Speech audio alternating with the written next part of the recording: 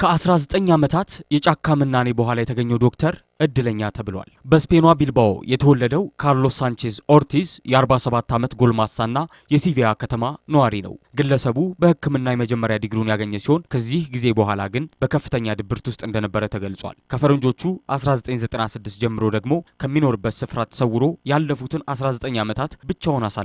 የእርሱ መጥፋትና ከአካባቢ መሰወር እንግዳ የሆነባቸው ቤተሰቦቹም ከጠፋበት ቀን ጀምሮ ያደረጉት ፍለጋና ጥረት አልተሳካም። እርሱ ጠፍቷል ሳይሆን በሕይወት የለም በማለትም የዛሬ 6 ዓመት 2010 ላይ እርማቸውን አውጥተዋል። እነርሱ እንደዛ ቢደመድሙም የጠፋው ዶክተር ግን ጣሊያን ውስጥ በሚገኝ አንድ ጫካ ብቻውን ይኖር ነበር። እናም ባለፈው ሳምንት ከስፍራው እንጉዳይ ቆርጠው ለመውሰድ የመጡ ሁለት ግለሰቦች የ47 ዓመቱን ዶክተር እጅግ ተጎሳቁሎና በገረጣ ፊቱ ላይ ጺሙ ረዝሞ አግኝተውታል። ግለሰቦቹ እንዳዩት ላለፉት 19 ዓመታት በዚህ ጫካ ውስጥ ይኖር እንደነበርና ማንነቱን ገልጾ የዓመታት የጫካ ምናኔ በቅቶኛል፣ እናም ከዚህ መውጣት ፈልጋለሁ ብሏቸዋል። ላገኙት ሰዎች ማንነቱን የሚገልጹና በእጁ የነበሩ ሰነዶቹን በማሳየትም የእርሱን ምስል በፎቶግራፍ ያስቀሩ ዘንድ ፈቅዶላቸዋል። ይህን ተጠቅመውና ማንነቱን አመሳክረውም ግለሰቡን የጠፉ ሰዎችን ለሚያፈላልገው ማህበር አሳልፈው በመስጠት ቤተሰቦቹን እንዲገናኝ እድል ፈጥረውለታል። የጫካውን ሰው በህይወት መኖር የሰሙት ወላጅናትም ወደ ጣሊያን በረዋል። በዚያም ለዓመታት የተለያቸውን ልጃቸውን ያገኙታል።